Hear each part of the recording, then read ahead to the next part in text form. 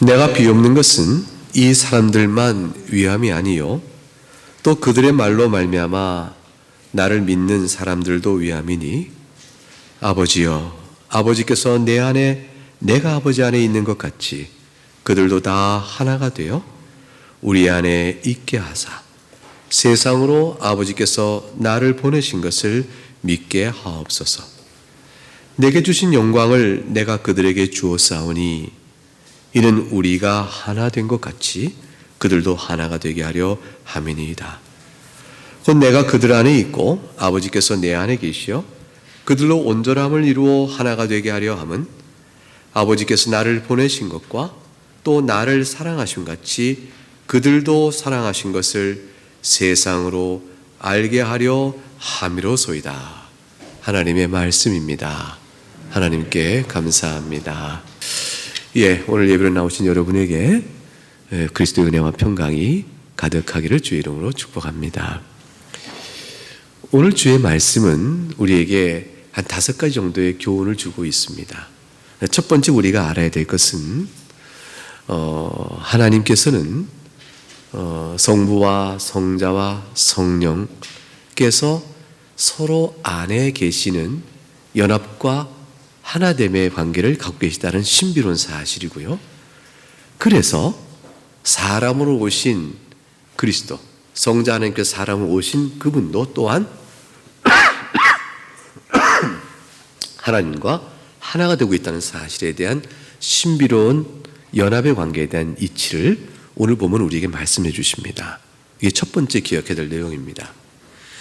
즉 서로 안에 계시는 하나님 아버지, 삼위께서 성부와 성자와 성령께서 서로 안에 계시는 하나님이신과 그로 인해서 성자 하나님이 사람으로 오셔서 우리의 중보자가 되시나 참 하나님이여 참 사람이신 중보자께서 또한 하나님과 하나가 되고 계시다라는 사실에 대한 신비로움의 이해, 이것이 첫 번째 알아야 될 교훈입니다. 이것이 이제 21절에 보게 되면 하반절에 이렇게 기록되어 있잖아요. 두 번째 문장에 내가 아버지께서 내 안에 내가 아버지 안에 있는 것 같이, 이 말씀 속에 이 신비로운 사실이 설명되고 있고 22절에 또한 보게 되면 우리가 하나 된 것 같이 라는 말씀 속에서 이 신비로운 사실을 말씀하고 있습니다. 먼저 아버지 하나님과 그리스도께서 서로 안에 계시는 말의 의미를 생각해 보게 되면 우리는 첫째 하나님이 어떤 분인가를 좀 생각할 필요가 있습니다. 성부 하나님, 성자 하나님, 성령 하나님, 성부와 성자와 성령 분명 세 분이십니다. 그런데도 우리가 하나님을 세 하나님이 계시다 하지 않고 한 하나님이 계시다고 고백합니다. 왜 그러냐면 하나님의 신성, 즉 하나님 되심이 그렇게 고백할 수밖에 없게끔 만들어요. 이게 뭐냐면 하나님은 무한하시잖아요. 그러니까 성부께서 하나님이시니 무한하시거든요. 성자께서 하나님이시니 무한하시고요. 그럼 성령께서 하나님이시니 어떠실까요? 무한하시죠.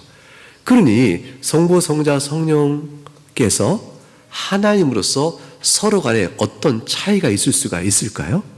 없습니다. 무한은 무한인 것입니다. 단 하나의 무한이 있는 것이죠. 영원함도 그렇잖아요. 성부께서도 영원하시죠. 성자도 영원하시죠. 성령께 영원하시니까 어느 분은 먼저 계시고 다른 분은 뒤에 계신 일이 있을 수가 있을까요? 없습니다. 다 영원하십니다. 다 시간을 초월해 계세요. 그와 같은 이치는 거룩하심에서 그렇고 모든 것을 아시는 지혜와 지식에 있어 그렇고 그의 공의로움과 사랑하심과 선하심과 긍휼하심과 인애로우심과 그 어떤 것에 있어서도 어떤 차이가 없는 겁니다. 그러니 하나님은 한 분일 수밖에 없는 거예요. 그런데 성부, 성자, 성령으로 계시는 이 놀라운 신비로움을 우리가 말씀을 통해 성경을 통해 알게 된 거죠. 그것을 이 자연에 있는 어떤 것으로도 비교할 수가 없어서 실로 기가 막혀요. 그러나 지금 제가 설명드린 것을 통해서 오묘하구나 신비롭구나 하는 정도에까지 접근이 가능합니다. 성부, 성자, 성령이 계신 것은 확실하되 하나님은 한 분이라고 고백할 수밖에 없구나. 이렇게 되어지는 거죠.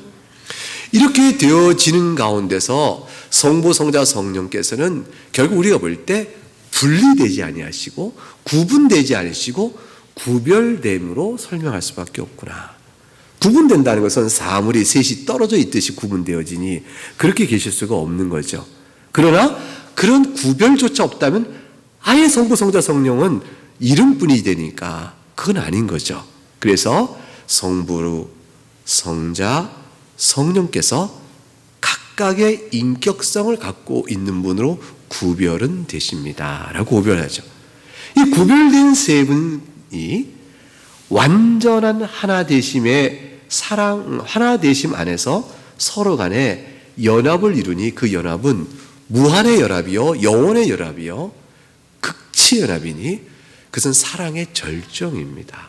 서로가 서로 안에 계시고 각각이 각각 안에 계신 특별한 일치감을 갖고 계신 거죠. 그 일치감을 우리가 사랑의 원형이다 이렇게 말합니다. 이 사랑의 원형은 우리처럼 유한하여 몸이 떨어져 있는 우리들은 결코 같을 수가 없습니다. 그러나 우리가 닮을 수 있는 것이 있으니 마음의 하나됨입니다.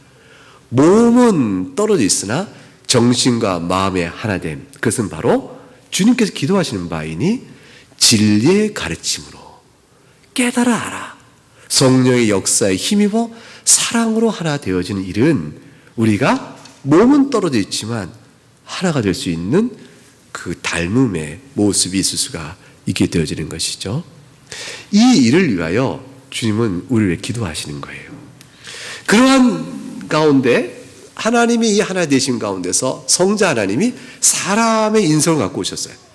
성자 하나님은 하나님이시면서 사람이신데 성자 하나님 사람으로 이 땅에 오실 때 놀랍게도 우리하고 구별된 점이 있어요. 그게 뭐냐면 인격의 주체가 성자 하나님이 인성을 가지시니까 우리와 달라요. 우리는 인격 주체, 김병훈이라는 사람의 인격 주체와 예수님의 인격 주체는 달라요. 예수님의 인격 주체는 성자, 그분이 인격의 주체예요. 근데 저는 김병훈이라는 하나님 만드신 피조물의 인격 주체. 인격 주체가 다르죠? 성자 하나님은 하나님이신 성자 하나님이 인격의 주체이시니 예수님은 그 인격의 주체이신 성자께서 하나님이신 것만큼 예수님은 하나님으로서의 온전함을 갖고 계세요.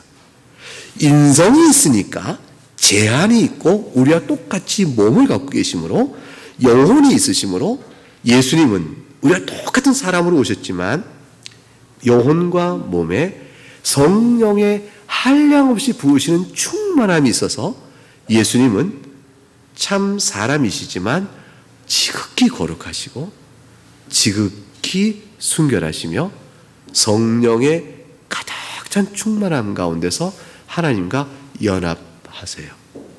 즉 아버지의 뜻이 성자 하나님께서 사람이 되신 곧 예수님의 뜻과 같아지는 겁니다. 그래서 예수님께서 이 땅에서 바라시는 것이 아버지께서 기뻐하시는 일이 아닌 것을 바라시는 것이 없으세요. 우리는 마음에 원하는 바가 하나님 기뻐하지 않으실 만한 것도 원하는 게 있죠? 없으시다고 그러시네요. 어떻게 없으신가 봐요.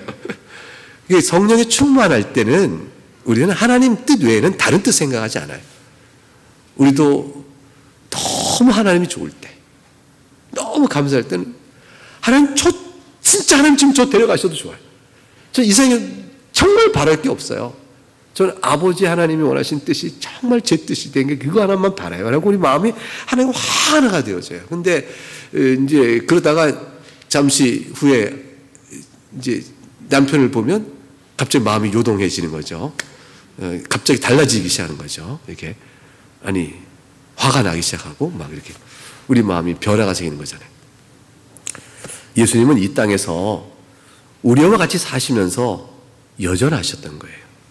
참 하나님이 특별한 그 예수님의 우리가 좀 그렇게 되길 바라는 건데, 이 성령 충만해 계시니 우리의 모든 죄악된 양상과 주님을 향해 관계 안에서 주님을 향해 도발해오고 도전해오고 조롱하고 멸시하고 헐뜯고 중상하고 모욕하는 모든 악한 일들 주님 앞에 다 올 때, 그로 인하여 주님의 마음이 막 어그러지고 화가 나고 막 이럴 수 있는 일 있잖아요. 이 모든 걸 성령의 충만함으로 다 채우세요. 채우시고 불쌍히 여기시고 저들의 죄악에 대한 모습과 그 뒤에 역사는 악한 영의 역사를 보시면서 스스로 아버지 뜻대로 죽으러 오셔서 죽기까지 순종함으로 죄인 중에 택한 자를 구원하시는 일을 끝까지 이루세요. 그리고 그런 상황 속에서도 아버지 기뻐하신 뜻에 순종을 해나가는 일에 조금도 빈틈이 없었으니 그는 우리와 똑같은 자이지만 죄는 없으시다, 이렇게 되신 거예요. 그러므로 주님은 중보자로서 아버지와 연합해 있으면서 우리를 하나님과 연합할 수 있도록 다리를 놓으시고 이끌어 주십니다. 아니, 예수님이 우리 모두를 자신 안에 품으시고 자신이 하나님과 연합되어짐으로 우리가 예수 안에서 하나님과 연합되어지는 은혜를 누리게 하시는 거예요. 우리가 주님 안에 탁 들어가 있으니 주님 계신 곳이 우리가 있는 곳이거든요. 그러니까 주님이 하나님과 연합되어 있으니 우리가 주님 안에 있으니 하나님과 연합되어진 일을 누려요. 이걸 우리가 어떻게 경험적으로 할까요? 어떻게 체험적으로 할 수 있을까요? 여러분 마음속에 역사는 하나님의 능력이에요. 여러분 심령 속에 역사하고 있는 하나님 말씀의 힘이에요. 여러분의 마음속에 하나님 사랑에 고백되어진 모든 것들은 여러분이 주 안에 있어서 하나님과 연합되어 있다는 사실에 대한 체험적 증거들이에요. 멀리 있지 않아요. 하나님은 멀리 계시지 않고 바로 우리와 함께 계세요. 그래서 예수님께서는 스스로 증언하셨어요. 요한복음 4장 30절에 나의 양식은, 세상에 주님 먹으신 양식은 나를 보내신 이의 뜻을 행하며 그 일을 온전히 하는 것이다. 요한복음 4장 34절. 요한복음 10장 30절에는 나와 아버지 하나라, 이렇게까지 말씀하셨죠. 그러니 우리는 어떻게 해야겠어요? 이 말씀의 교훈 앞에서 예수님이 하나님인 걸 굳게 믿어야죠. 이거 뭐 그리스도께서 행하신 일이 아버지 뜻인 줄 알고 예수님께 행하신 성경에 모두 기록된 사실을 믿어야죠. 주님이 나를 위해 죽으셨구나, 이걸 믿어야죠. 예수님의 뜻이 우리가 서로 하나가 되라 하셨으니 주님 뜻대로 진리와 사랑 가운데 하나 되는 것이 내가 힘쓸 일이겠구나, 이런 생각을 마음에 가져야죠. 무엇보다 주님을 사랑하는 마음을 가져야 할 것이에요. 한 주간에 여러분의 마음은 어땠어요? 주님과 함께 하셨어요? 주님부터 떠나 있으셨어요? 주님을 향한 사랑의 마음을 좀 더 왕성하게 일깨울 수 있길 바라요. 오늘 본문의 말씀에 주는 두 번째 우리가 알아야 될 내용은 뭐냐면, 아버지 하나님께서 22절에 보세요. 22절에 보게 되면 내게 주신 영광을 내가 그들에게 주었다, 이 말씀이 나와요. 그러니까 하나님 아버지께서 예수 그리스도께 주신 영광이 있고 주님이 그 영광을 우리에게 부어주셨다는 거예요. 자, 여러분이 받은 영광은 어떤 것입니까? 주님이 분명히 기도하셨고 이 일을 실제 실행하시니 여러분은 분명히 지금 그리스도께서 여러분에게 주신 영광이 있어요. 여러분은 교회에 속하니까, 교회는 그리스도의 몸이므로 교회의 머리이신 그리스도께서 자신이 받으신 영광을 우리에게 부어주셨어요. 여러분은 다 받으셨어요. 다 받으셨다고요. 내놔보세요. 빨리 내놓으세요. 주머니 찾아야 됩니까? 뭘 내놓으시겠어요? 여러분 영혼과 마음을 내놓으세요. 주님이 부어주신 게 있습니다. 그게 뭘까요? 우선 예수님이 가지신 영광이 뭔가를 생각해 보실까요? 그러면 그 영광이 여러분에게 어떻게 주어지는지 알 수가 있습니다. 요한복음 1장 14절에 가게 되면 이렇게 증언의 말씀이 나옵니다. 말씀이 육신이 되어 우리 가운데 거하심에 우리가 그의 영광을 보니, 그 다음 뭐라고 기록되어 있어요? 찾았으면 읽어볼까요? 아버지의 독생자의 영광이요 은혜와 진리가 충만하더라. 사랑하는 교우 여러분, 예수님께 나타내 보이시는 아버지 독생자의 영광, 그건 뭘까요? 우리가 바라보는 영광, 그 영광은 뭘까요? 영광은 빛이 난단 말이에요. 여러분 뭘 봤어요? 지금 뭘 보고 있다고 얘기해요? 은혜와 진리예요. 예수님은 인성 가운데 오셨기 때문에 사람의 모습을 있어요. 보이지 않는 하나님을 사람의 모습으로 몸으로 갖고 계신 분이 어떻게 나타내 보이겠어요? 근데 그의 가르치심과 그의 행하심은 우리에게 하나님 바로 보게 하는 거예요. 그의 말씀 속에 하나님이 생각나고 그의 행하신 일에 하나님 보내신 자가 아니면 이런 일이 있을 수가 없으니 하나님의 능력을 보게 되는 거예요. 그 그리스도를 보면 하나님이 계속 보이는 거예요. 근데 그 보이시는 모든 가르침과 행하시는 일은 은혜와 진리예요. 하나님께서 죄인을 향하여 말씀하시는 일이 무엇인지, 그 죄를 불러 행하시는 구원 역사가 어떠한 은혜인지, 이 모든 걸 계속해서 보이세요. 그리고 우리가 그걸 영광 속에 보는 거죠. 다 마음이 옷깃을 스미고 주 앞에서. 그래서 예수님의 영광의 두려운 역사 앞에서 다들 경외심을 갖지 않을 수가 없었어요. 저 주님의 가르친 것은 랍비가 서기관들이 가르친 것과는 도무지 다르다 얘기했어요. 그와 같지 않다 그랬어요. 귀신들은 영적 존재라 바로 알았죠. 하나님의 아들이 어찌 벌써 왔느냐, 나를 떠나라, 이렇게까지 얘기했죠. 밀어놓고 밀어난 주의 제자들, 주님의 하나님이심의 영광을 알기에 더디 알던 주의 제자들도, 죄송하지 이분 다 나중에 사도가 되시는데, 그러나 그때까지는 잠깐 밀어나셨던 거예요. 성경에 보면 우리보다 아는 게 더디신 것도 같아요. 이건 죄송한 말씀이긴 해요. 근데 얼마나 주님을 더디게 믿었는지 흩어지잖아요.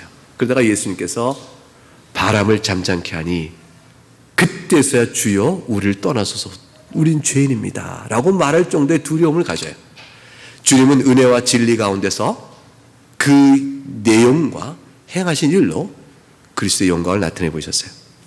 요한복음 1장 18절에 선언했죠. 본래 하나님을 본 사람이 없으되 아버지 품속에 독생하신 하나님이 나타내셨다 하셨어요. 히브리서 1장 3절에는 이렇게 얘기했죠. 이는 하나님의 영광의 광채이시요 본체의 형상이시라. 그의 능력의 말씀으로 만들을 붙드시며 죄를 정결케 하는 일을 행하시고 높은 곳에 계신 지극히 크신 이의 우편에 앉으셨다. 주님은 그렇게 영광을 받으시고 영광을 나타내 보셨습니다. 자, 이 영광이 우리에게 부으셨다니 무슨 뜻일까요? 그것은 우리가 하나님의 은혜를 아는 자가 되었고 하나님의 은혜를 베푸시는 내용을 우리에게 일깨워준 진리를 아는 자가 되었음으로 인해서 우리가 여러분 심령 속에 하나님의 은혜의 역사가 작용되어졌고요, 여러분 심령 속에 진리에 대한 감사와 기쁨과 찬송이 시작되었으니 여러분 가운데 그로 인해 빚어지는 아름다운 변화들이 있어요. 그게 여러분께 부어주는 그리스도께 부으신 영광이에요.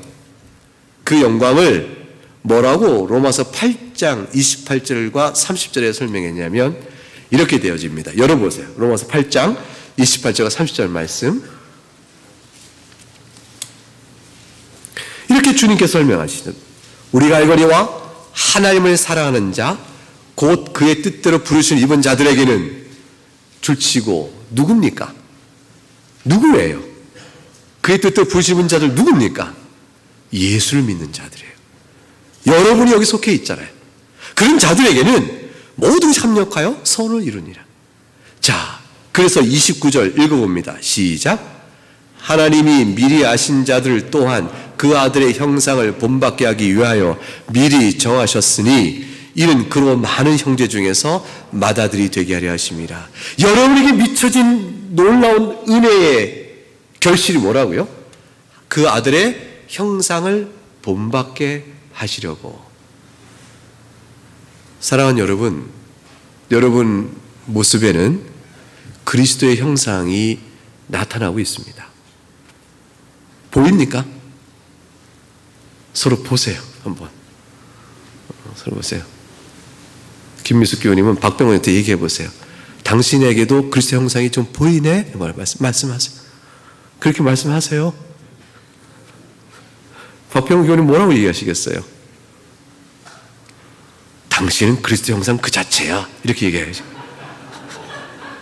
그렇게 얘기하셔야죠. 말씀하세요. 도무지 말씀 끝까지 마침표를 못 찍으세요. 사랑하는 여러분, 우리는 매우 연약하죠. 아주 부족합니다. 우리가 어떻게 그리스도이겠어요? 그러나 그리스도의 향기가 있잖아요. 이게 우리에게 내려진 영광입니다. 그리스도를 닮아가는 모습보다 신작에서 영광스러운 건 없어요. 그러니까 우리가 한번 생각해 봐요. 어느 한 분이 주의 낙원의 부르심을 받습니다. 그 먼저 부르심 받아 세상을 떠난 교우를 생각할 때 여러분 마음속에 뭐가 제일 마음에 들어요? 그 사람 직업이에요? 세상적 직업? 아니죠. 뭐가 가장 큰 순간이 남아요? 그분이 살아온 신앙의 모습이에요. 그분이 가졌던 영광은 그것이에요. 한 인생 살고 주 앞에 이르를 때, 그리고 장례 치를 때 우리가 그때 그분을 생각하면 그분에게 임했던 그 신앙의 아름다운 모습과 그것은 그의 영광이에요. 우리가 다 기억하는 그의 영광이에요. 그에서 봤던 그리스도의 모습이란 말이죠. 그것을 놓고 그에게 한평생 그 은혜를 주시는 하나님을 찬송하면서 장례식 때 우리가 기쁨을 한단 말이에요. 먼저 떠나버린 슬픔이 있지만 여러분, 사후로 일찍 주의 낙원에 간다고 쳐봐요. 얼마나 마음이 아파요. 그렇지만 말이죠, 그 사고를 당한 그 사람이 하나님 앞에서 어떻게 살았는 걸 생각해 보게 되면 그때 그 인생에 붙들린 하나님의 은혜가 있고 그 신앙의 자태가 생각나 우리가 각기 앞서거니 뒤서거니 이름 모양 저염으로 다 낙원에 가는 일에 하나가 될 텐데 저에게 주께서 저를 은혜와 영광을 입히시고 데려가셨다. 그거 남잖아요. 그거 하나가 우리 인생의 자랑이에요. 우리를 향한 영광의 면류관이에요. 주님이 그걸 우리에게 부으셨다. 아버지요, 내게 준 영광을 내가 그들에게 주었습니다. 그게 교회의 영광이고 여러분의 영광입니다. 이 영광을 더욱더 빛나고 풍성하게 누리는 일이 우리의 신앙의 자랑이 되고 분깃이 되고 즐거움이 되어집니다. 즐겁지 않을까요? 어떻게 이 받은 바 은혜를 더 풍성히 하는 것이 여러분 신앙생활의 즐거움 아닐까요? 어떠세요? 이걸 즐거움을 알아야 돼요. 나 주님 닮아가는 거 피곤해요. 뭐 이렇게 해야 될 것도 있는 것 같고, 나 부딪히는 내 마음과 싸워야 되고, 스트레스, 영적 스트레스, 뭐 이렇게 생각하시, 스트레스가 있죠. 누리는 즐거움을 생각하시기 바랍니다. 우리의 자랑입니다. 주님 이걸 주셨다고 그래요. 그러니 목회는 뭘까요? 교회에 모여서 여러분은 구할 게 무엇이며 저는 여러분에게 무엇을 해야 될까요? 부지런히 이런 일들이 여러분에게 많이 나타날 수 있도록 도와드리는 일을 해야겠죠. 그 일에 제가 열심을 내야 되고 우리 나그네교회 모든 사역자가 각기 맡은 분야에서 이 일을 열심을 내야 될 것입니다. 여러분 그 일에 열심히 하는가 안 하는가를 보시고 그 일에 협력하고 그 일을 기뻐하셔야 될 것입니다. 예컨대 에베소서 3장 14절과 21절에 사도 바울의 기도는 이런 내용을 담고 있어요. 에베소서 3장 14절과 21절에 그래서 이런 기도를 하죠. 이름은 내가 하늘과 땅에 있는 각 족속에게 이름을 주신 아버지 앞에 무릎 꿇고 비노니 그의 영광의 풍성을 따라 그의 성령을 말미암아 너희 속사람을 능력으로 강건케 하시오기를 제가 기도합니다. 여러분의 속사람이 능력을 강력케 되기를, 여러분이 믿음으로 말미암아 그리스도께서 너희 마음에 여러분 마음에 계시옵기를 기도합니다. 여러분이 사랑 가운데 뿌리가 박혀 터가 굳어지길 기도합니다. 여러분이 능히 모든 성도와 함께 지식이 넘치는, 단순히 지식이 넘치는 그리스도 사랑은 뭐냐면 이거예요. 단순히 머리로 하는 사랑 그리스도의 지식이 아니고 마음으로 내려와 그리스도를 사랑하는 분이 될 수 있기를 내가 기도합니다. 여러분의 신앙적 지식이 얼마나 많은지 몰라요. 그러나 그 지식이 여러분 가슴속에 그리스도 사랑 넘치지 않으면 다 소용없단 말이죠. 그래서 여러분이 아는 지식이, 여러분이 읽었던 모든 경건서적과 신학의 서적이, 말씀의 지식이 사랑으로 내려오기를 기도합니다. 그것이 바로 이 말씀이에요. 지식이 넘치는 그리스도 사랑을 알고, 그 말은 지식을 넘어서는 그리스도 사랑이에요. 지식에 마땅히 열매 맺어야 될 그 사랑이에요. 그 그리스도 지식이 있다면 마땅히 나와야 될 그리스도 사랑, 그것을 여러분이 맺기를 원하고 그 뜻이에요. 그래서 너비와 깊이와 길이와 깊이가 어떠함을 깨달아 하나님의 모든 충만하신 여러분이 충만하기를 원하여 기도합니다. 이게 사도 바울의 기도인데 제가 하기를 원하는 거고 제가 여러분을 생각할 때마다 하는 기도입니다. 오늘 본문이 주는 세 번째 우리가 알아야 될 것은, 그래서 우리가 하나가 되어야 한다는 사실이에요. 주님께서 중보자로 우리와 하나님 사이에 하나가 되게 하시고, 그 또한 우리에게 그의 영광을 부어주셨으니 우리가 이 은혜를 입고 있으니 우리가 서로 하나 되는 것이 마땅합니다. 그래서 21절 말씀에 아버지여, 아버지께서 내 안에 내가 아버지가 계신 것 같이, 그 다음 뭐라고 되어 있어요? 그들도 다 하나가 되기를 원하다, 이렇게 말씀했어요. 22절에 가도 맨 끝에 그들도 하나가 되게 하려 함이니이다. 23절에 가도 역시 중간에 내가 그들 안에, 그 아버지께서 내 안에 계셔, 그 다음에 그들로 온전함을 이루어 하나가 되기를 함은, 주님께서 21, 22, 23절 절절절마다 계속 반복해 말씀하고 계시죠. 얼마나 주님이 이 사실을 중요해 보고 계시는가. 온전함을 이루어 하나가 된다는 것은 온전함을 이루고 됐다, 하나가 되자, 이런 게 아니고, 그게 아니고 하나가 되는 일에 온전케 하옵소서, 그 뜻이에요. 그러니까 번역상이 조금 애매해요. 그러니까 저들이 하나가 된 일에 온전케 하옵시고, 이게 더 좋은 번역이에요. 그러니까 주님의 마음은 우리가 하나 되는 일에 아주 기뻐하세요. 하나가 되는 일은 첫째 뭘 알아야 된다고 그랬죠? 진리의 하나됨이에요. 여러분이 하나님의 말씀을 배워하는 일에 하나가 되어야 돼요. 우리 가운데 말씀의 질을 깨닫는 일에 편차가 너무 심하면 하나가 되는 게 어려워요. 모르는 사람 그게 뭔데? 이러게 되면 어렵잖아요. 그러니까 평균적인 말씀의 이해 수준이 여러분의 자리 잡도록 계속 목회는 노력할 것입니다. 그것이 뭘까요? 그걸 어떻게 하는 걸까요?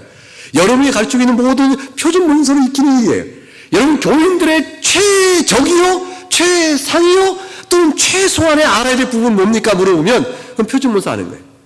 요리문답을 익혀 아시는 거예요. 소요리문답을 익혀 외우시고 아시고, 외우는 것까지 외우지는 않으셔도 돼요. 이거 외운다면 굉장히 부담인데 외우지는 않아도 됩니다. 요리문답의 내용이 무엇인지를 자꾸 만지시고, 여러분 시편 찬송집에 있잖아요. 여기 요리문답에 있는 내용, 소리문답도 즐겨 읽으시고, 하이데미 요리문답도 즐겨 읽으시고, 이 여러분 친숙해서 아시면 여러분 성도로 알아야 될 최소한에서부터 최대치를 다 아는 거예요. 여러분에게 더 많은 신학 공부와 열심은 사실은 요구될 필요가 없어요. 더 알면 좋긴 하겠지만 더 많이 알아서 지식의 교만과 자랑에 빠지느니 모르는 게 더 낫죠. 사랑하는 여러분, 아는 일에 하나가 되어야 됩니다. 그리고 이 지식은 여러분 마음의 감동으로, 예수님을 아는데 어떻게 감동이 없죠? 예수님이 나를 위해 죽으셨다, 나는 예수 믿는다, 그러므로 구원받는다, 끝! 이렇게 지식으로 명제를 외워서 딱 끝나버려요? 안 되잖아요. 이건 눈물 없이는 그리스도의 사랑을 고백 못하잖아요. 그리스도에 대한 사랑의 모든 복음적 지식이 내 가슴을 울리고 나를 울리게 하고 내 무릎을 꿇게 하고 그리스도의 사랑의 고백으로 이끌어가지 않아요? 그래서 그렇게 되지 않습니까? 그렇게 되는 그 사랑 때문에 우리 마음속에 사랑이 있게 되어져요. 그 사랑은 율법의 완성이라고 했으니 율법을 통해 죄를 깨닫고 율법을 통해 회개하는 것과 동전의 양면입니다. 그래서 하나님 율법 앞에 의로운 자로 살아가는 공의로운 거룩의 측면과 하나의 율법을 지켜가는 사랑이 동전의 양면, 같은 영적 실상이에요. 주님을 사랑하지 않는 사람은 율법을 이룰 수가 없습니다. 모든 율법의 규칙과 명령은 주님을 베푸신 은혜에 대한 감사와 사랑의 마음으로 그것을 행하여질 때 비로소 그 내용이 우리에게 쉽게 느껴져요. 그게 무겁지 않은 멍해가 되어지는 거예요. 무거운 멍해가 아니라 쉬운 게 되어버린단 말이에요. 가벼운 짐이 되어버려요. 어느새 그것이 가벼워진단 말이에요. 이 사랑의 감동을 말씀의 감동으로 받지 아니하면 전부 무거운 계명이 되어버린 거죠. 사랑하는 여러분, 저는 여러분에게 말씀합니다. 주님을 사랑하세요. 주님을 사랑하지 않을까요? 여러분, 저에게 그것을 말합니다. 여러분이 이것을 말할 때 여러분은 무엇을 받습니까? 적용적인 구체적으로 드러나죠. 네, 맞습니다. 그러므로 저는 거짓말을 좀 습관을 고쳐야겠어요. 제 눈길을, 시선을 바꿔야겠어요. 제 입술에 재갈을 좀 물려야겠네요. 이런 적용점이 나올 겁니다. 무엇 때문에? 주님을 향한 사랑 때문이죠. 그렇게 메꿔질 때 그것이 예배서 4장 3절에 평안에 매는 줄로 성령이 하나게 되신 것을 힘써 지키라 하는 말씀이 나오는 거죠. 여러분, 이거 적용점이, 하나가 됨에 대한 적용점이 로마서 13장 가면 교회론적으로 설명되어 있는데 여러분 기억나세요? 열어보세요. 로마서 13장. 로마서 13장 8절부터 10절 말씀. 성경 곳곳에 가득 차 있는 적용적 교훈이지만 특별히 몇 가지 뽑아왔어요. 로마서 13장 8절부터 10절 말씀에 적용점이 있습니다. 자, 18절, 10절까지 같이 읽어보죠. 시작. 피차 사랑의 빛 외에는 아무에게도 아무 빛도 지지 말라. 남을 사랑하는 자는 율법을 다 이루었느니라. 간음하지 말라. 살인하지 말라. 도둑질하지 말라. 탐내지 말라 한 것과 그 외에 다른 계명이 있을지라도 내 이웃을 내 자신같이 사랑하라 하신 그 말씀 가운데 다 들어있느니라. 사랑은 이웃에게 악을 행하지 아니하나니 그러므로 사랑은 율법의 완성이니라. 적용점이 분명합니다. 이게 십계명이잖아요. 계명은 우리에게 적용에 있어서 빈틈없이 말씀합니다. 이 말씀을 가지고 살아가는 삶의 자리를 가만히 돌아보면, 아, 주님, 제가 이것은 고치겠습니다. 도와주세요. 주님, 제가 이것을 행하는 마음을 주시면 기쁩니다. 더 잘할 수 있도록 하는 힘 더 주세요. 선한 것들에 향한 열심의 마음, 악한 것에 대한 그 많은 마음들이 이렇게 마음의 감상으로 있게 되어집니다. 하나가 되어가는 것이죠. 교회도 하나가 되는 것이죠. 네 번째 우리가 알아야 될 것은 우리가 하나님 아버지와 그리스도 하나됨입니다. 이것은 아까 말씀드린 내용이 이미 있습니다. 21절의 맨 끝에 보게 되면 중간에 보면 그들도 다 하나가 되어 우리 안에 있게 하사 그랬어요. 교회가 하나가 되어 하나님 아버지 안에 있게 하사. 23절 맨 처음에 보면 내가 그들 안에 있고 아버지께서 내 안에 계시오 이렇게 돼 있어요. 주님이 우리 안에 있고 또 아버지께서 내 안에 계시니, 그렇죠? 우리가 우리 안에 주님이 계시고 주님 안에 아버지가 계세요. 반대로 말했죠. 아까는 우리가 주님 안에 있고 주님이 아버지 안에 있다. 이게 근데 지금 보면 또 어떻게 되냐면 주님이 우리 안에 있고 주님 안에 하나님 안에 계시다. 결국은 이렇게 보거나 이렇게 보거나 결국 우리가 각각 하나됨의 역사가 있습니다. 이것이 교회가 할 일 중에 하나요. 교회를 통해 받는 은혜인데 이것을 이제 에베소서 4장 12절에 뭐라고 설명하셨냐면 이런 말을 표현했어요. 그리스도의 몸을 세운다 그랬어요. 그리고 또한 15절에 에베소서 4장 15절에 오직 성령 안에서 참된 것을 하여 범사에 그에게 자랄지니 그 머리는 곧 그리스도라 그랬어요. 그래서 그리스도 안에서 우리가 점점점 자라가면 그리스도가 우리 안에 계신 것이에요. 뒤집으면 우리가 그리스도 안에 있는 거죠. 그렇기 때문에 자연스럽게 우리 안에 성령의 역사를 말미암아 우리가 하나님 안에 있다는 사실이 증거되어집니다. 그러면 고백이 나와요. 아, 우리 교회 안에 하나님 은혜가 역사하고 있어. 난 그거 알아. 난 그거 봐. 우리 안에 우리가 다 하나님 안에 있다는 사실 나는 믿어요. 이런 고백이 나오게 돼요. 교회 안에서 불필요한 다툼과 시비와 원망과 자기 높임과 교만과 그거를 정당화시키는 모든 신학의 동원과 말씀의 동원이라는 아주 사악한 일들이 없어지는 거죠. 제일 가슴 아픈 일이 뭐냐면 신학과 말씀의 지식으로 서로를 비방하는 일이에요. 이거는 신학적으로 무엇이 더 옳은가를 신학의 학문 영역 안에서 서로 다름을 구별해가는 일과 다른 차원의 것이죠.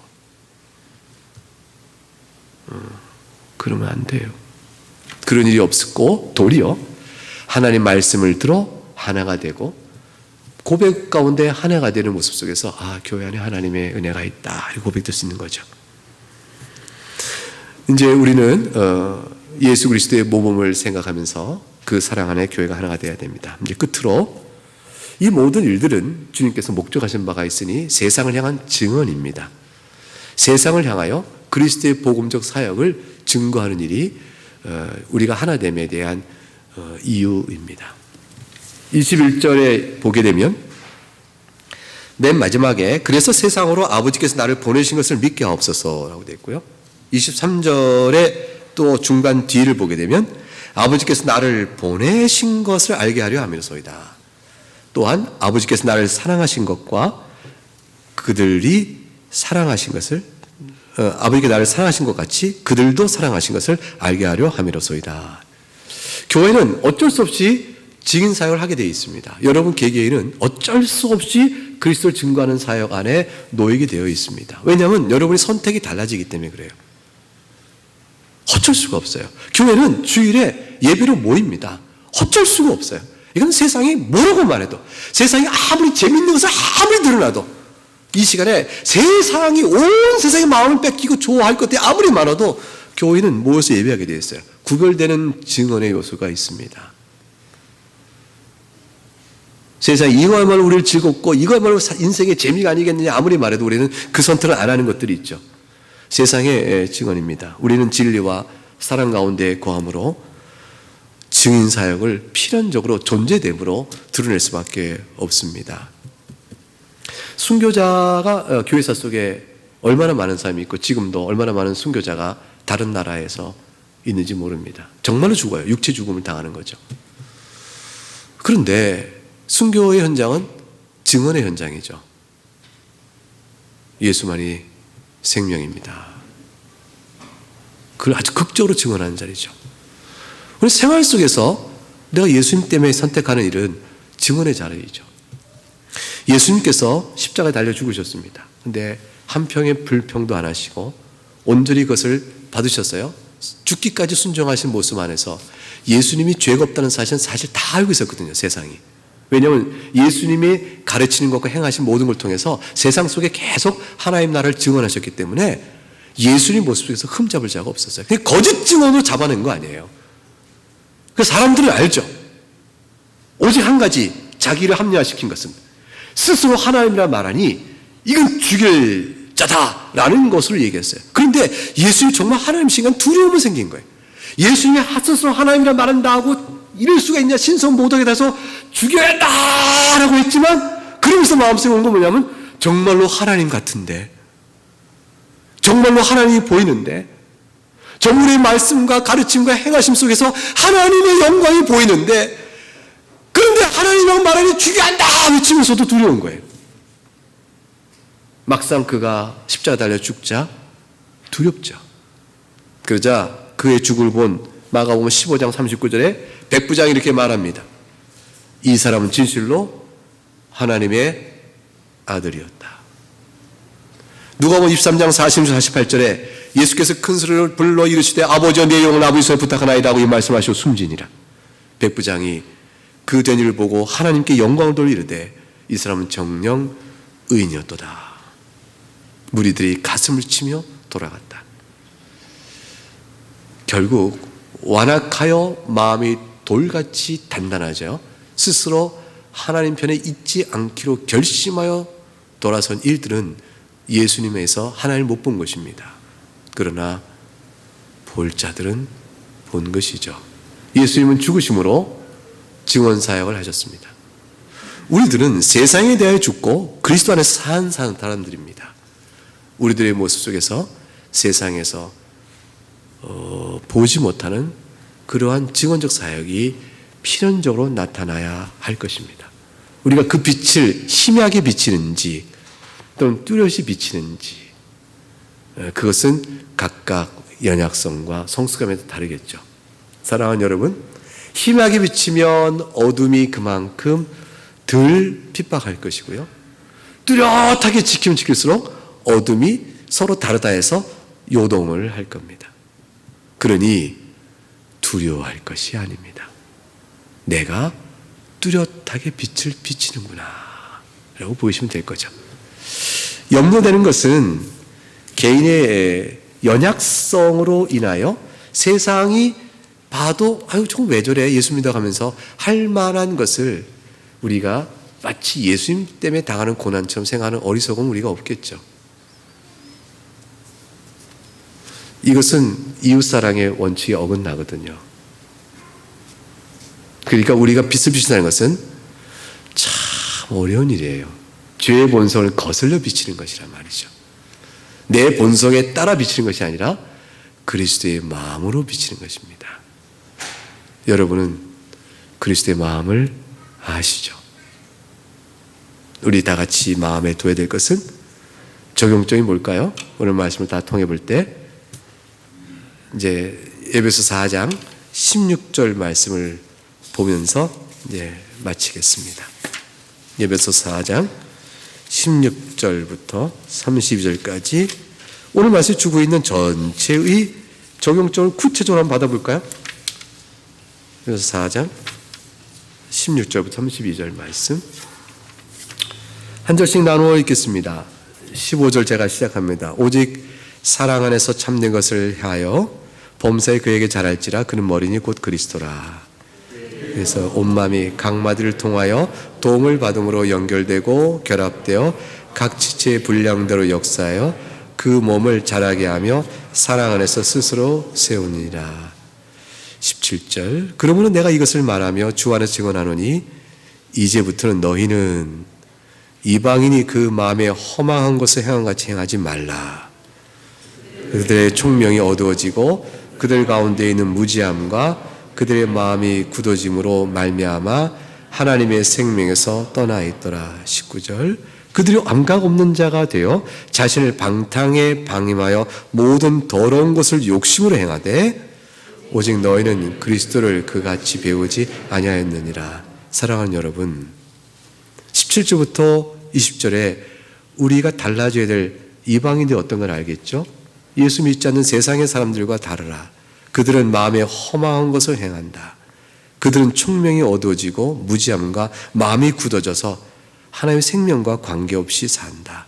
그들은 감각 없어 방탕에 자기 마음을 맡겨버린다. 더러운 것을 욕심을 구하며 행한다. 여러분들은 어떠냐? 그리스도를 그렇게 배웠느냐? 이렇게 말씀합니다.